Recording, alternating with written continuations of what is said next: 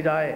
اور ایک دفعہ ایسا ہوا کہ جس وقت رسول اکرم صلی اللہ علیہ وسلم تہجد کے لیے اٹھے اور حضرت عبداللہ بن عباس نے انہیں پانی پیش کیا تو رسول اکرم صلی اللہ علیہ وسلم نے ان کے سینے پر ہاتھ پھیرا، اپنا دست اقدس ان کے چہرے پر پھیرا اور رب سے ہاتھ اٹھا کر دعا کی کہ اے رب اس کے سینے کو علم کی بہار بنا دے اور اسے قرآن کی تفسیر میں مفسر بنا دے۔ آج بھی ترجمان قرآن کون ہیں؟ عبداللہ بن عباس، جن کی تفسیر بہت معروف ہے۔ میرے دوست اور بزرگوں، میں اگر اس ٹاپک میں جاؤں کہ علمی طور پر اس دعا کو اللہ نے کیسے قبول کیا، حضرت امیر معاویہ رضی اللہ تعالیٰ عنہ نے ایک دفعہ بھری مجلس کے اندر حضرت عبداللہ بن عباس سے، جو کہ ابھی بچے تھے، ایمان لائے، رسول اللہ کی مجلس میں بیٹھتے تھے، قرآن کو اپنے سینے میں محفوظ کر لیا تھا، حدیث کے علم کو لے لیا تھا، 2260 احادیث کے وہ راوی ہیں۔ میرے دوست اور بزرگوں، جن کی 75 احادیث متفقن علیہ ہیں، جو بخاری شریف میں اور مسلم شریف میں متفقن طور پر ہیں۔ میرے دوستوں اور بزرگوں، ان سے یہ سوال کیا گیا صحابہ کی مجلس میں، بتاؤ کہ وہ کون سی وہ قبر ہے، کون سی وہ قبر ہے جو صاحب قبر کو گھماتی رہی؟ میرے دوستوں، صحابہ میں کوئی جواب نہیں دے رہا تھا۔ عبداللہ بن عباس نے جواب میں کہا کہ وہ یونس کی مچھلی تھی جو یونس کو پیٹ میں لے کر گھما رہی تھی۔ تو اللہ اکبر۔ بہت سارے سوال کیے گئے، انہوں نے کہا بتاؤ وہ کون سی روح ہے جسم میں ہو انسان مگر رحم مادر میں سے نہ ہو، جس کی پرورش، جس کی پیٹ، والدہ کے پیٹ سے جن کی پرورش نہیں ہو لیکن ہو بھی انسان، اور پھر وہ مادر رحم سے بھی بالکل آزاد ہو اور اللہ نے اسے انسانوں کے درجے میں ان کو مقام بھی دیا ہو۔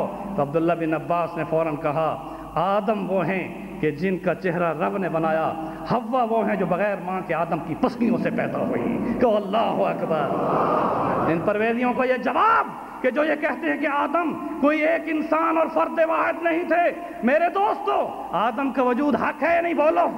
اور حوا کا وجود حق ہے یا نہیں؟ حوا کی ماں تھی؟ بولو۔ نہیں تھی۔ وہ کن کی پسلیوں سے نکلی؟ آدم کی پسلیوں سے نکلی، وہ رحم مادر سے نہیں نکلی۔ یہ سوال تھا، جواب عبداللہ بن عباس کا تھا، مفسر قرآن تھے، انہوں نے کہا جناب آدم وہ ہیں جن کا ماں باپ نہیں، اور حوا وہ ہیں جو مادر رحم سے نہیں، مرد کی پسلیوں سے پیدا ہوئی ہیں۔ پھر سوال کیا گیا حیوانات میں وہ کون سا حیوان ہے جس کو کسی نے نہیں جنا، نہ وہ کسی انڈے سے پیدا ہوا، خود بخود جو نکلا، پھر اس نے اپنے اندر بچہ بھی پیدا کیا، پھر اس کے بعد پانی بھی پی گیا۔ میرے دوستو اس وقت عبداللہ بن عباس نے فوراً کہا وہ صالح علیہ السلام کی اونٹنی تھی جو پہاڑ کی چٹان سے نکلی، جس نے بچہ بھی جنا اور پورا کنواں بھی پی جاتی تھی۔ کہو اللہ اکبر۔ پھر پوچھا گیا بتاؤ کہ کائنات ارض میں سب سے زیادہ اللہ کو محبوب کون سے کلمات ہیں؟ اللہ کو محبوب کون سے کلمات ہیں؟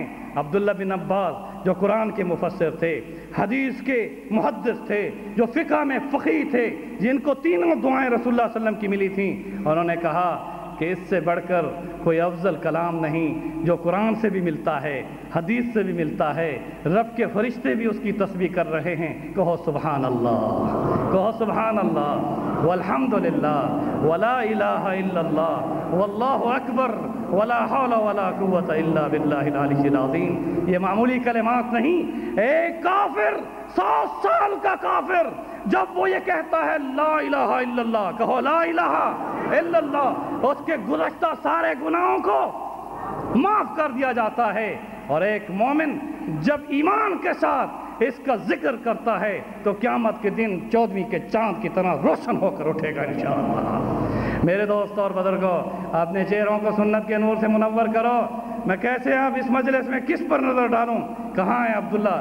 کھڑے ہو جاؤ عبداللہ، ادھر آ جاؤ، محراب کے پاس آ جاؤ، اپنا چہرہ ان لوگوں کی طرف کرو، اب دکھاؤ اپنا چہرہ، دیکھو اس نورانی چہرے کو جو 4-5 سال قبل اسی مسجد الغانم میں جس نے اسلام کو قبول کیا تھا، یہ برہمن قوم کا وہ ہندو تھا جس کا آج بھی اس کے باپ کا مندر موجود ہے، جس کی اولاد ابھی تک اسلام نہیں لائی ہے۔ ابھی میں محراب میں بیٹھا تھا، میرے پاس آیا اور اس نے یہی بات کہی کہ ابھی تک میرے بچے اسلام نہیں لائے، دعا کرو کہ وہ بھی اسلام میں داخل ہو جائیں۔ سنت کا نور دیکھو، حج کر کے آیا ہے، اس سال انشاءاللہ دوبارہ میرے ساتھ حج کرے گا۔ کو اللہ اکبر۔ اب تمہیں میں دعوت دیتا ہوں، دکھاؤ چہرہ اپنا، اس طرح سے ہٹا کر دکھاؤ اپنا چہرہ، یہ سنت کا نور اس کے چہرے پر ہے۔ دیکھو کوئی ایک گمان نہیں کر سکتا کہ 4 سال قبل یہ بتوں کو پوجنے والا تھا، یہ برہمن تھا، یہ ہندوؤں کا خدا تھا۔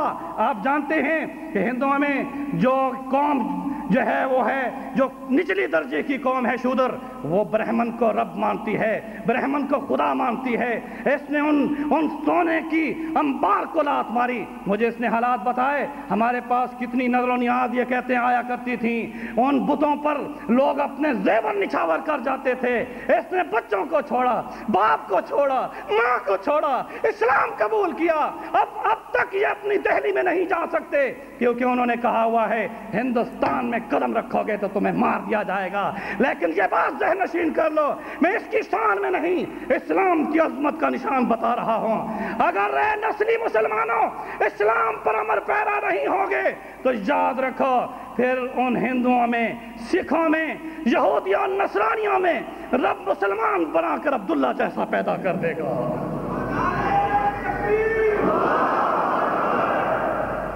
ہماری دعا ہے کہ اللہ ان کی اولاد کو بھی اسلام کی نعمت سے نواز دے۔ یہ تمہیں پتہ نہیں، تم اپنے صرف بیویوں سے ایک سفر میں جدا ہوتے ہو، دل میں کلک آتا ہے، افسوس آتا ہے۔ اپنے بچوں کو جب اپنی اس چھٹی کو ختم کرتے ہوئے ان کو سلام کرتے ہو، ہوائی جہاز میں بیٹھ کر سفر کرتے ہو، ٹیلی فون بھی کر سکتے ہو، واپس جب چاہو جا سکتے ہو، لیکن افسوس لے کر آتے ہو کہ گھر چھوڑ کر آ رہے ہیں۔ اس سے پوچھو جس نے اپنی بیوی کو، جس نے اپنے بچوں کو، جس نے اپنے والدین کو اسلام کے لیے خیر بات کر دیا، اور اسلام نے بھی اسے اب کہہ دیا کہ جب تک تیری بیوی اسلام نہیں لائے گی اس وقت تک تیری زوجیت سے خارج ہو چکی ہے۔ بتاؤ نسلی مسلمانوں، نماز پڑھنا مشکل، زکوٰۃ دینا مشکل، فسق و فجور میں ڈوبے ہوئے، زناکاری میں ملوث، شراب نوشی عام، اور نام ہے مسلمان، مردم شماری میں مسلمان، حقیقی روح نہیں۔ اور ذرا زیادہ مسجد میں بیٹھنا پڑ جائے ایسے تڑپتے ہیں جیسے پرندہ جو ہے کسی پنجرے کے اندر بیٹھا ہو۔ مومن مسجد میں ایسا رہے جیسے کہ مچھلی پانی میں تیرتی ہے۔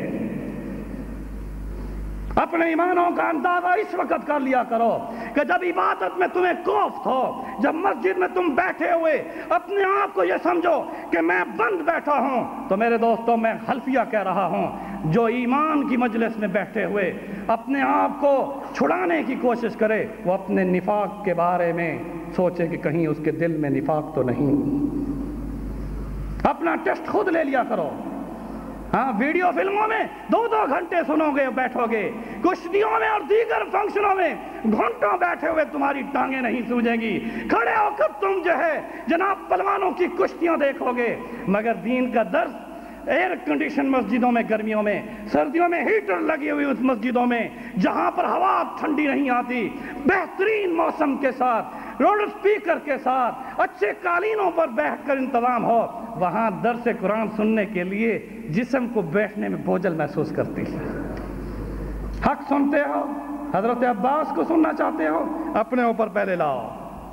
حضرت عباس رضی اللہ تعالیٰ عنہ ایمان لائے، پھر آپ کے ساتھ فتح مکہ میں آپ کی سواری کی لگام پکڑے ہوئے تھے، حنین میں حضور کے ساتھ دائیں طرف کھڑے تھے، جب وہاں پر قرآن نے یہ کہا، ایسا مارکا تھا کہ جہاں پر اس حنین کی جنگ میں جس میں کافروں نے یلغار کی، مسلمانوں کی صفیں ٹوٹیں اور کچھ صحابہ ادھر ادھر تھوڑے بکھرے، تو حضور نے عباس سے کہا کہ دراز قد والے عباس، اے میرے چچا تیری آواز بلند ہے، آواز دو یا اصحاب البقرہ، یا اصحاب الثمرہ۔ حضرت عباس نے آواز لگائی تھی۔